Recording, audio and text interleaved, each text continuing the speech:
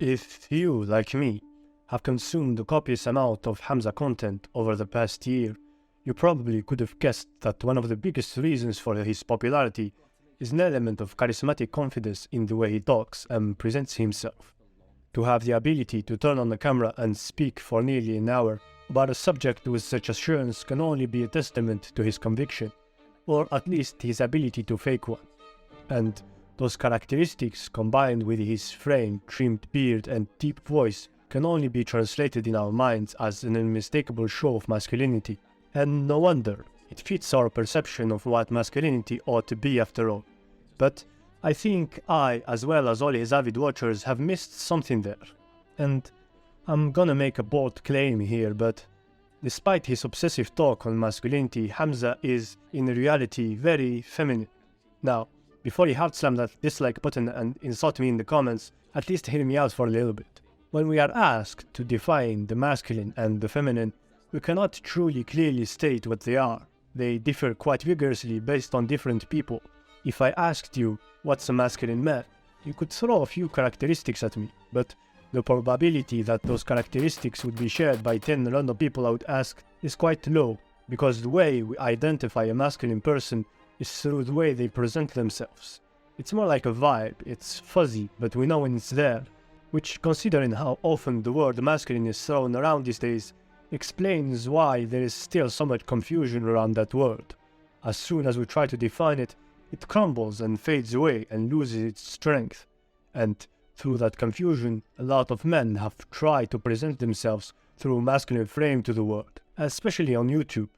And a lot of them are not truly masculine. They are more trying to mimic a surface-level masculine persona.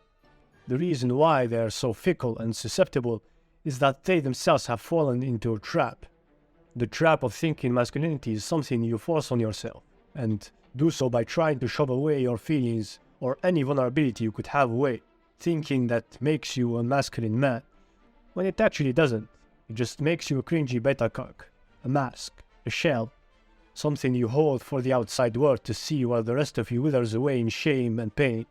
But there happens to be a hidden equation here, something amiss in the manosphere, which is, you cannot become a man if you do not accept yourself completely. Radical acceptance is the only path towards manhood. Otherwise, you're not really a man. You're not truly even a person.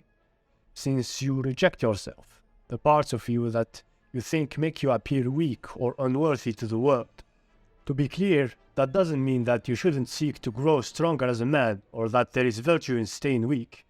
It goes without saying that the pursuit of growth and strength is the basic path towards manhood.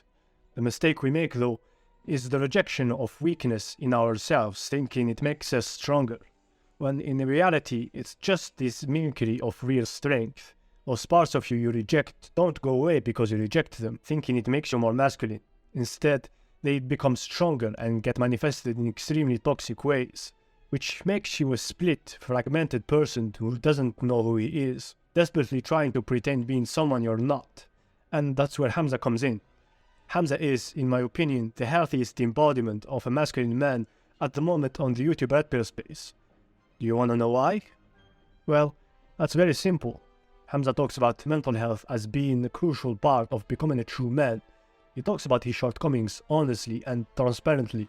He talks about his needs for validation from men, from women, and from the world. And he owns those needs. He's radically open about his weaknesses, about his shame, his past. He blasts things for millions of people to see that most of us would take with us to the fucking grave. And somehow, instead of that making him seem weak in our eyes, we respect and get attracted to him.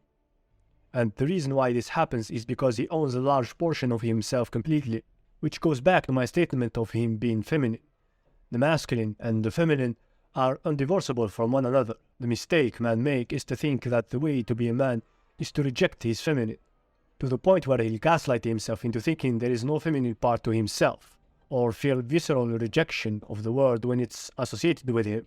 We subconsciously and mistakenly think that the presence of femininity in us directly correlates to a lack of masculinity and manhood, when in reality the feminine is any vulnerable part in us. It's our ability to change, to shift, to grow, to understand, to empathize, to be patient, influenced, to learn, receive, and A big part of why men become overly aggressive and tyrannical is because they reject their feminine, because the world tells them they are not allowed to have a feminine side. That's what makes Hamza such an exemplary Adonis heir. Of course he has his shortcomings, and as any human is far from perfect, I'm sure he wouldn't object to the statement himself, but he figured out the equation, whether he knows it or not. The reason why he landed where he is because he is aware of his vulnerabilities, shortcomings, weaknesses, and instead of shying away from that, of rejecting, avoiding, lashing out, or denying, he accepts those parts of him. He leans into it. He constantly talks about his fears, his feelings of insufficiency, his struggles with his self-image. He learns and grows and changes, and becomes a better version of himself. He is seeing his feminine and acknowledging it that way. He's able to do that through constant work of acceptance and use of his feminine, and paradoxically that makes him in the end more masculine. The masculine needs the feminine, because without it, the masculine becomes rigid and stagnant, and thus unable to grow and shift identity into a better, higher version of the self. The problem is there is so much stigma and shame associated when you specifically associate the word feminine and man that it kills any sort of possible discussion you could have about the topic.